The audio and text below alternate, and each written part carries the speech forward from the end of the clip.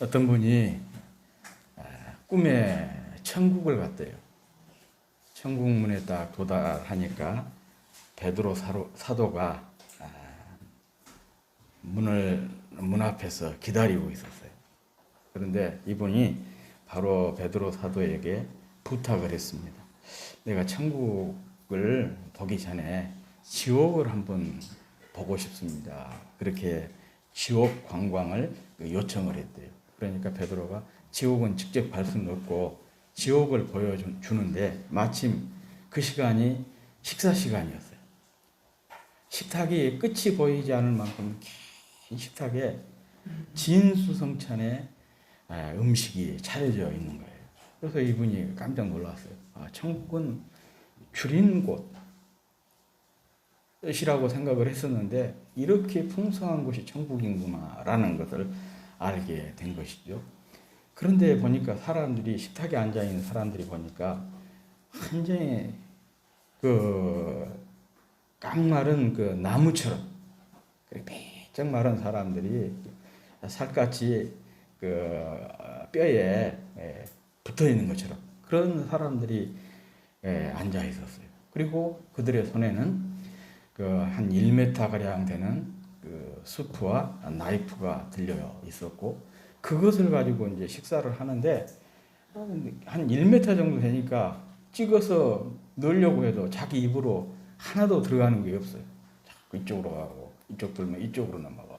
그러니까 그 잘 차려진 음식 앞에서 음식을 보면서 그것을 입으로 넘기지 못하고 있었던 것이죠. 이 지옥이라고 하는 것은 이렇게 맛있는 음식을 두고도 굶주림에 지친 사람들의 아비규환이었습니다. 그리고 이제 베드로가 이 사람을 다시 이제 천국으로 데리고 가서 천국을 보여주는데 천국도 마침 식사 시간이에요.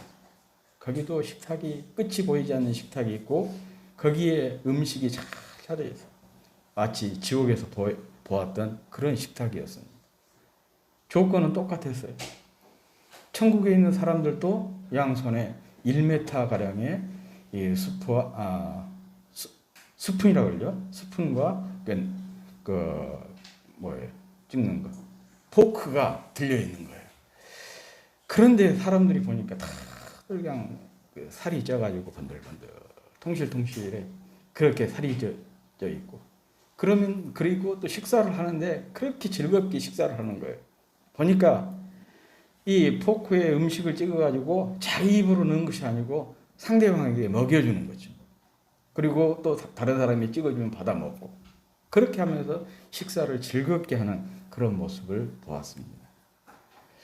바로 이 식사 광경, 지옥과 천국의 식사 광경을 통해서 이 사람이 천국과 지옥을 깨닫게 되었다는 거예요. 지옥은 어떤 곳이냐? 남보다 나를 생각하는 곳이고 천국은 나보다 남을 생각하고 배려하는 곳이 천국이구나. 그런 깨달음을 가졌다고 합니다. 그렇습니다. 우리가 어느 곳이 지금 내가 어디에 있든지 어떤 상황에서 살든지 나를 먼저 생각하는 곳은 지옥이고 남을 먼저 생각하고 배려하는 곳은 천국에 가까운 곳입니다. 그래서 이걸 우리 삶에 한번 가만히 생각을 해보십시오. 지금 내 삶은 천국에 더 가까운 삶인지 또 우리가 수많은 관계 속에 살지 않습니까? 우리가 맺고 있는 이 많은 관계들이 천국에 가까운지 지옥에 가까운지 우리 가정은 천국에 가까운지 지옥에 가까운지 한번 생각해 볼 일입니다. 하여간 나를 먼저 생각하는 곳이라면 그곳은 지옥에 가까운 곳이고 남을 먼저 생각하고 남을 배려하는 곳이라면 거기는 천국에 가까운 곳이라 천국이 가까운 곳이라 그렇게 말할 수가 있을 것 같습니다. 요즘 코로나 때문에 거기에 그냥 사람들의 온통 삶이 매몰이 되어 버렸지 않습니까? 그런데 사실 이 시각에도 지구촌 어느 곳에서는 굶주림배를 움켜쥐고 2초, 3초 만에 한 사람씩 죽어가고 있습니다. 가끔 그 매체를 통해서 뼈만 왕성하게 생긴 그런 사람들의 모습을 보지 않습니까? 그럴 때마다 이런 그냥 불평이 나와요. 원망. 하나님 어떻게 저들을 저토록 비참하게 내버려 두십니까? 그런 말이 그냥 여기까지 올라올 때가 있어요. 그런데 실제적으로 가만히 보면요, 이것은 하나님 때문에 그렇게 된 것이 아니고 하나님이 내버려 두셔서 이렇게 된 것이 아니라 우리의 이기심이 그들을 이렇게 만든 것이에요. 사실 하나님은 세계 모든 사람이 충분히 먹고도 남을 만큼의 식량을 주셨습니다. 한 사람이 하루에 필요한 칼로리가 평균 2,500에서 2,600 정도 된다고 하거든요.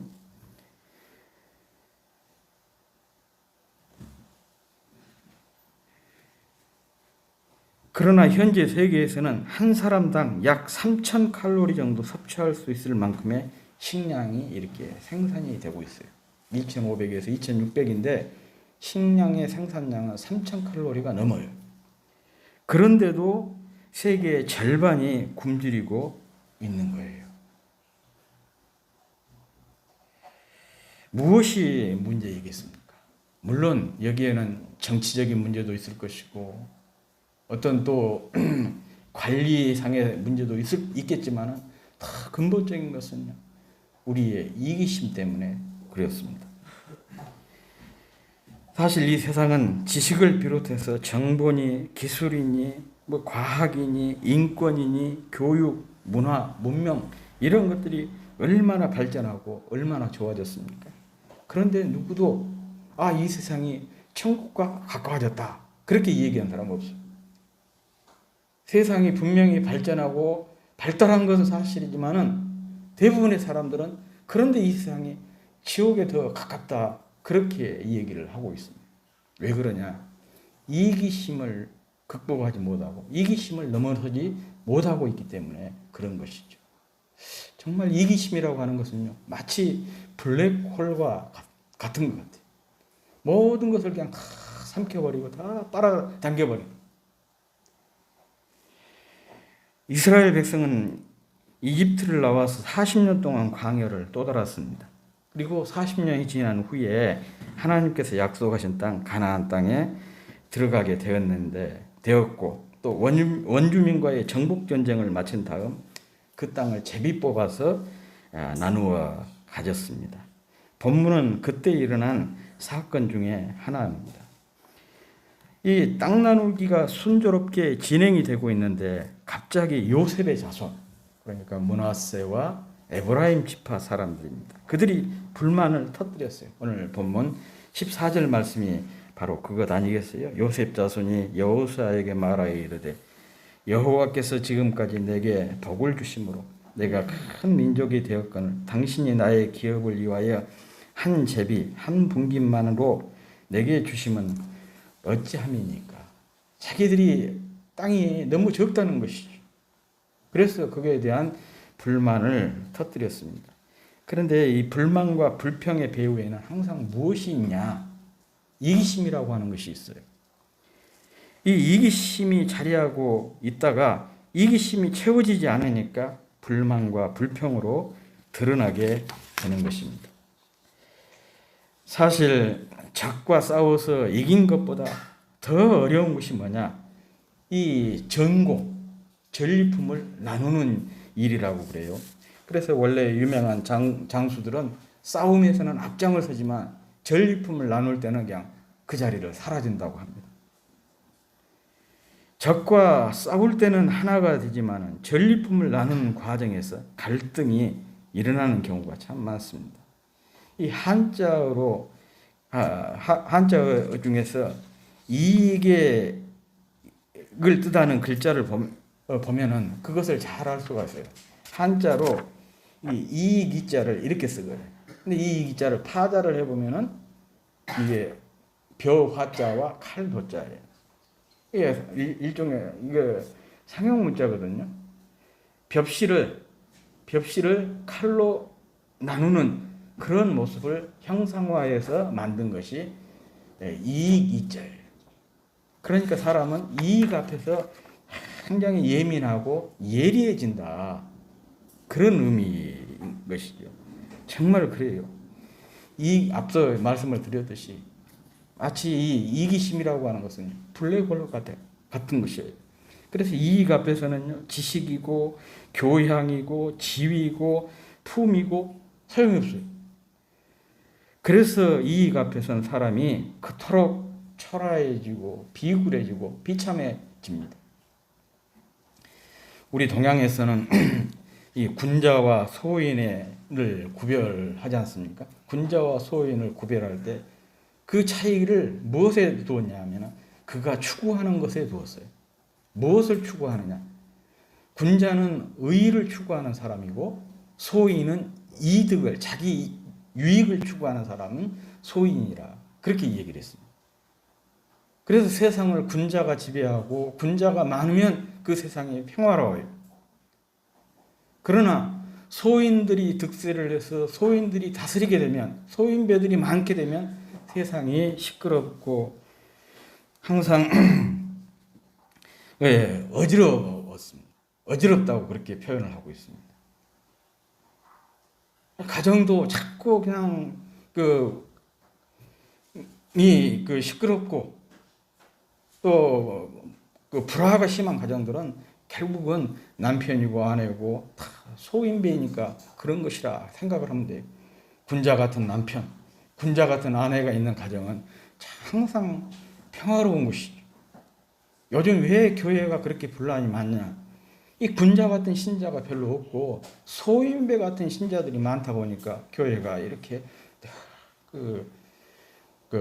어려움에 휘말리게 되는 것이죠. 정치도 마찬가지지 않습니까? 물론 국회라고 하는 것이 말싸움회라고 만들어 놓은 것이 국회예요. 그런데 거기서 자기 이득 때문에 막 치고받고 싸우지 않습니까? 왜 그러냐? 소인배들이 많으니까 그런 것이 어디든지 그렇습니다. 그러나 이 군자가 많게 되면 의를 추구하니까, 자기 이익보다는 의를 추구하니까 늘 화평하고 평화롭고 그런 것이죠. 아무튼 선민 이스라엘도 예외가 아니었습니다. 하나님은 이것을 방지하기 위해서 제비뽑기로 땅을 나누라고 하신 거고, 사람들은 이기심이 있어가지고 조금 나은 것, 조금 좋은 것을 또 조금 더 많은 것을 갖고 싶어 하잖아요. 그러나 제비뽑기를 딱 해버리면 그런 것들이 사라지잖아요. 그래서 제비뽑기를 통해서 땅을 나누도록 하셨는데 결국 이 요셉 자손에 의해서 우려가 현실이 되어버린 것입니다. 자칫 내분으로 이어질 심각한 상황이었습니다. 그런데 여호수아가 적절하게 리더십을 잘 발휘를 해서 이 문제를 잘 해결할 수가 있었습니다. 오늘 본문에 나온 요셉 자손의 이기심은 두 가지 때문이었어요. 한 두 가지로 생각을 해볼 수가 있는데, 첫 번째는 더 가지런한 욕심에서 비롯된 이기심입니다. 14절에 나온 대로 요셉 자손은 므낫세와 에브라임 두 지파입니다. 이들은 요셉의 아들들이죠. 두 아들이죠. 그런데 하나님께 복을 받아가지고, 하나님이 요셉에게 복을 주셔가지고 요셉의 두 아들을 자기 삼촌들, 작은 아버지들이죠. 들처럼 지위를 상승을 승격을 시켜가지고 각 지파의 지파장이 되도록 그렇게 해 주셨거든요. 그리고 이미 므낫세 반지파는 요단 동쪽에서 큰 땅을 분배를 받았습니다. 그리고 요단 서쪽에서도 또 분배를 받았어요. 여러분 한번 집에 가셔가지고 이스라엘 12지파의 땅 분배라고 치고 이미지 들어가 보면 지도가 나올 거예요. 그러면 이 므낫세와 에브라임 지파가 받은 땅이 나오는데요. 사실은 12지파 중에서 가장 큰 땅을 차지를 했습니다.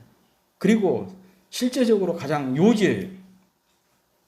이스라엘에 가면은 중부가 동에서 서로 이렇게 구릉지대가 있거든요. 거기를 뭐라고 얘기를 하냐면 이스라엘 평원이라 그래요. 곡창지대입니다. 그런데 그 곡창지대를 누가 차지를 했느냐? 므낫세 반지파가 차지를 했어요. 그런데도 그들은 여기에 만족하지 못하고 자기들이 땅이 적다고 지금 여호수아에게 불만을 토로하고 있는 것입니다.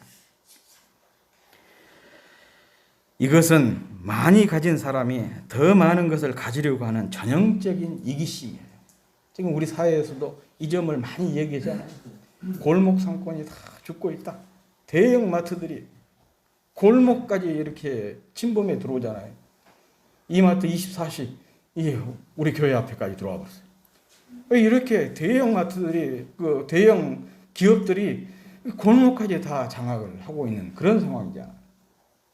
더 가진 사람들이, 많이 가진 사람들이 더 가지려고 하는 그 이기심의 전형, 이게 바로 므낫세와 에브라임 지파, 요셉 자손의 모습인 것입니다. 정말 무서운 이기심이죠. 복받은 것을 알면 감사해야 되는데 이기심 때문에 더 달라고 불만을 터뜨리게 된 것이죠.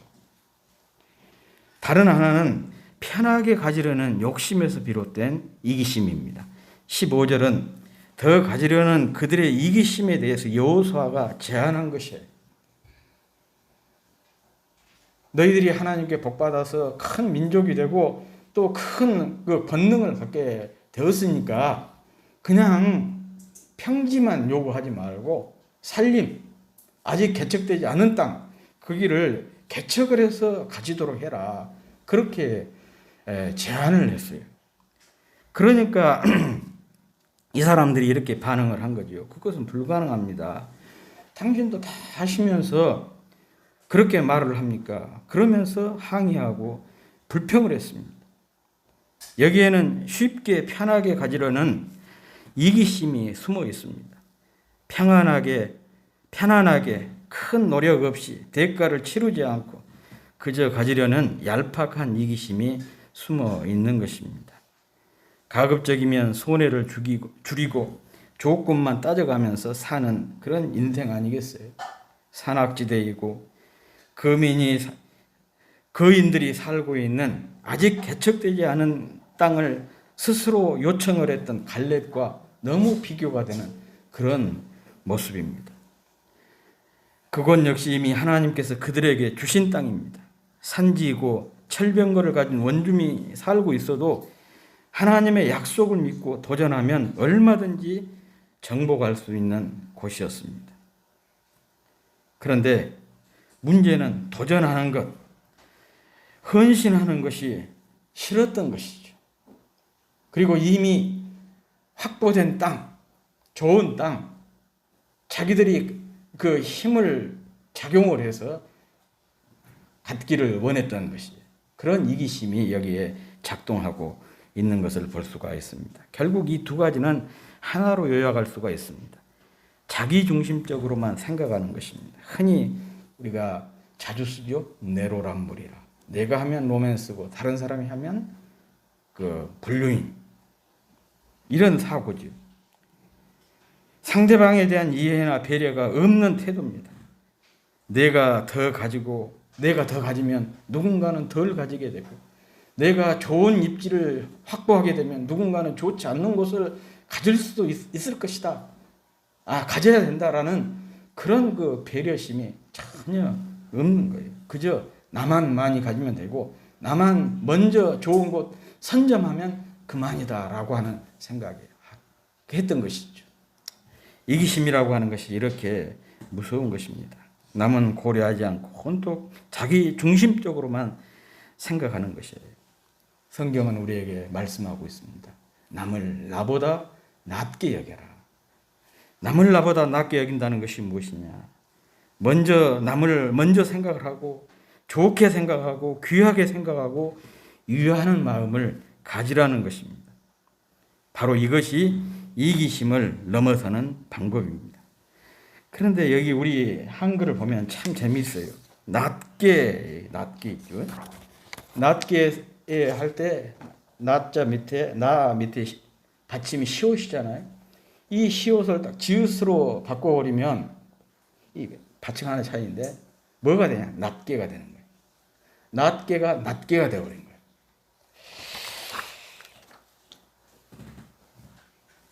결국 이기심이라고 하는 것은 뭐냐? 상대방을 존중하는 마음, 귀하게 여기는 마음, 사랑하는 마음, 위하는 마음 대신에 낮게 보는 마음입니다. 낮게 보는 마음입니다.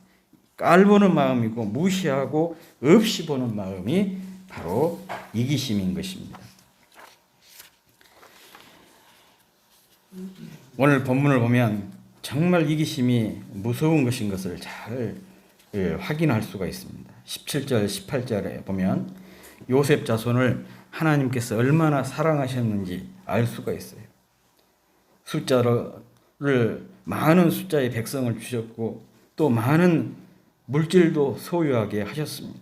그래서 큰 민족, 큰 권능을 가진 그런 민족이 지파가 되었습니다. 그런데 그들은 이와 같은 큰 은혜를 받았음에도 이것을 잊고 있었어요. 이 사실을 여호수아가 상기시켜 주었지만은 인정하지를 않습니다. 이기심이 그들을 이렇게 만든 거예요. 은혜에 대한 장님이 되게 만들고 축복의 귀머거리가 되게 만들어 버리는 것이 바로 이기심인 것입니다. 특히 그들에게는 얼마든지 산지를 개척하고 또 철병거를 가진 원주민을 쫓아낼 수 있는 능력이 있었어요. 왜냐? 그들의 뒷배가 누구예요? 만군의 여호와 하나님이 뒷배예요. 지난주에도 말씀드렸죠. 그 거인 골리앗을 향해 다윗이 갑옷도 입지 않고 창과 또 방패도 들지 않고 대항해서 나갈 수 있었던 그 믿음의 용기가 어디서 나온 것입니까? 그가 고백한 대로 만군의 여호와의 이름을 가지고 나가지 않습니까? 하나님을 뒷배로 하니까 골리앗이 전혀 두렵지 않은 거예요. 골리앗을 향해서 도전할 수가 있었고 헌신할 수가 있었던 것이죠. 그래서 단박에 한 달 동안 이스라엘 전 군대가 해결하지 못했던 문제를 단박에 해결할 수가 있었던 것이에요. 바로 므낫세 지파와 에브라임 지파가 잊고 있었던 사실이 바로 이 점입니다. 얼마든지 그들은 이 산악지대를 개척할 수가 있었고 철병거를 가진 원주민을 쫓아낼 수 있는 능력을 가지고 있었어요. 하나님이 그들의 뒷배였기 때문에 그렇습니다. 이런 사실을 그런데 까마득하게 잊어버리게 만든 것이 뭐냐? 이기심입니다. 이기심에 사로잡히면 복도, 은혜도, 능력도 잊어버리고 불평과 불만만 쏟아내게 되는 것입니다. 누구든지 이기심에 사로잡히면 이렇게 될 수밖에 없어요. 복을 복으로, 은혜를 은혜로 여기지 못하고 자신의 존재 가치도 잊고 살아가게 됩니다. 그래서 이렇게 이기심에 사로잡힌 사람은 앞서도 말씀을 드렸듯이 비겁하고 비열하고 비굴한 인생을 살 수밖에 없는 것이죠. 그래서 저는 이기심에 사로잡혀 사는 사람이야말로 가장 불행하고 소모적인 인생을 살고 있는 사람이다. 그렇게 말하고 싶습니다. 그러니 이런 사람은요, 자연스럽게 주님의 복과 주님의 은혜와 주님의 능력과 거리가 멀 수밖에 없어요. 주님과 거리가 점점 멀어질 수밖에 없는 것이죠. 항상 내가 사는 것이 주님의 은혜고 주님께 내가 이렇게 복을 받았고 지금도 나는 주님이 공급해 주시는 힘으로 산다. 그렇게 고백한 사람들이어야 주님과의 거리가 좁혀지지 않겠습니까? 그런데 이것을 까마득하게 잊고 산다. 잊고 사는 사람들이 어떻게 주님과 간격을 좁힐 수가 있겠어요? 그런데 참 이게 심각한 것이 이게 일상이 되어버린 거예요. 일상. 그냥 마치 습관처럼 그렇게 되어버렸어요. 누가 말하지 않아도 자연스러운 현상처럼 그렇게 우리 삶에 몸에 다 익어가지고 그렇게 드러나고 있는 거예요. 어떤 분이 그 자녀들이 공부를 잘해가지고 둘 다 미국 유학을 보냈대요. 그런데 걔들이 미국 가서도 공부를 열심히 하고 또 결혼까지 해서 좋은 직장을 다니게 되었어요. 그 자녀들이 이제 초청을 해가지고 미국을 갔는데 먼저 딸네 집에 가가지고는 너무 기분이 좋았어요. 갔더니 사위가 딸에게 그렇게 잘하는 거예요. 시장도 같이 보러 가고 무거운 짐은 그냥 딱 들어주기도 하고 차문도 열어주고 계속해서 부엌에서 반찬을 만드는데 곁에 지켜 서서 돌봐주는 거예요. 참 우리 딸이 결혼은 잘했다. 참 그 사위가 너무 좋다. 그래서 기분이 너무 좋았어요. 그리고는 이제 거기서 며칠 쉬다가 어디로 옮겼냐? 자기 아들 집으로 가가지고 거기서 그냥 기분이 확 상해졌어요. 기분이 상한 것이 아니라 너무 뭐랄까 그 스트레스를 받아서 불쾌해가지고 보니까 이 아들이 자기 마누라에게 완전히 그냥 종처럼 그렇게 하는 거예요. 시장 운전도 하고 짐도 다 들어주고 옆에서 뭐 따듬으라고 하면 따듬고 있고 뭐 하고 막 그 치우라고 하면 치우고 그런 게 이제 너무 속이 상해가지고 내가 이런 꼴 보려고 아들을 이렇게 미국까지 유학 보냈나. 그것 때문에 속이 상해가지고 비행기를 타고 한국에 오는 동안 내내 그냥 부글부글 끓었다고 그래요. 이게 일상이다니까요. 대부분 사람들이. 내로남불이라고.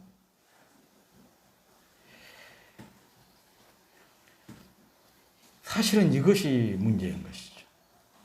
우리가 신앙이라고 하는 것은 이런 것들을 뛰어넘게 하고 달리 보게 만들고 또 달리 생각하게 만드는 것이 신앙 아니겠습니까? 그런데 신앙생활을 해도 여전히 우리는 그런 어떤 습관에 다 젖어버려요. 그런데 그것이 문제라고 여기지도 않게 되는 것이 또 되는 점도 없지 않아 있죠. 아무튼 이 이기심이라고 하는 것이 너무 깊숙이 우리 삶에 마치 그냥 습관처럼 그렇게 젖어 들어있는 것을 우리가 알아야 되고 그런 이기심들을 이렇게 살면서 느낄 때마다 깜짝깜짝 우리가 놀라고 이런 것들을 극복하도록 늘 기도하고 힘써야 될 것입니다. 쥐가 고양이를 이길 수 있는가? 여러분, 쥐가 고양이를 이길 수 있어요? 네. 간디가 자기 민족 인도 사람들에게 한 질문이라고 그래요. 여기서 쥐는 인도 사람이고 고양이는 영국 사람입니다.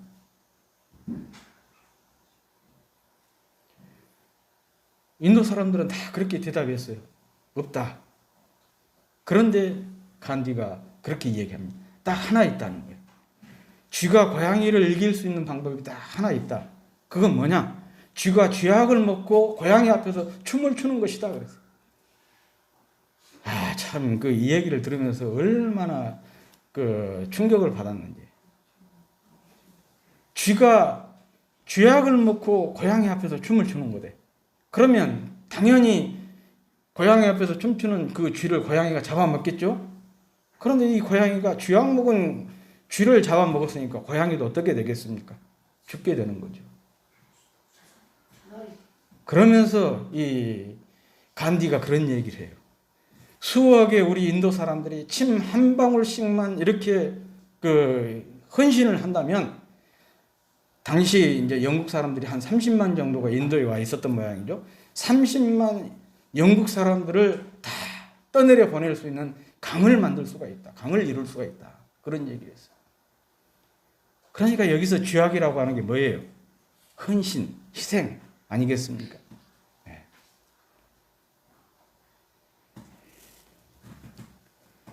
지금 우리가 사는 세상은요. 이기주의는 점점 과학화되고 있고 사랑이 거세된 그런 세상입니다. 성경은 이런 현실을 말세의 특징이라고 말씀했어요. 말세는 사람들에게서 사랑이 식어지고 대신에 이기심만 막 폭발적으로 늘어나게 될 거다. 그렇게 말씀을 하셨습니다.